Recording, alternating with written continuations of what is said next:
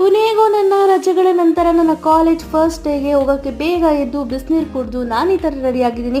Bus ತುಂಬಾ rush ಇತ್ತು. ನಾನು ಫೈನಲ್ ಇಯರ್ ಲಾಸ್ಟ್ ಸೆಮ್ ಆಗಿದ್ರು, first year first sem first day ಹೋಗೋ ಥರ ಫೀಲ್ ಬರ್ತಾ ಇತ್ತು ಕಾಲೇಜ್ಗೆ.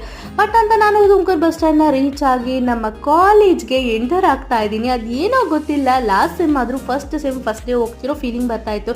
ರಜದಲ್ಲಿ ನಾವು ಧೂಳು ಹಿಡಿದಿರೋ ಥರ ನಮ್ಮ ಕಾಲೇಜ್ ಬೆಂಚ್ಗಳು ಕೂಡ ಧೂಳು ಹಿಡಿದಿತ್ತು. ಅದನ್ನು ಒರೆಸಿ ಫಸ್ಟ್ ಡೇ ಕ್ಲಾಸ್ನ ಕೇಳ್ಕೊಂಡು ಫಸ್ಟ್ ಕ್ಲಾಸ್ನ ಮುಗಿಸಿ ಯೋಚನೆ ಮಾಡ್ತಾ ಇದ್ದೆ. ಏನ್ ಯೋಚನೆ ಮಾಡ್ತಿದ್ದೆ ಅನ್ಕೊಂಡ್ರ, ನೆಕ್ಸ್ಟ್ ಕ್ಲಾಸ್ ಕೇಳೋಕ್ಕೋಸ್ಕರ ಇಷ್ಟೊಂದು ಉದ್ದ ಮೆಟ್ಲಿಗೆ ಹೊತ್ಕೊಂಡು ಲಾಸ್ಟ್ ಕ್ಲಾಸ್ ಹೋಗ್ಬೇಕಾ ಅನ್ನೋದೇ ನನ್ನ ಚಿಂತೆ.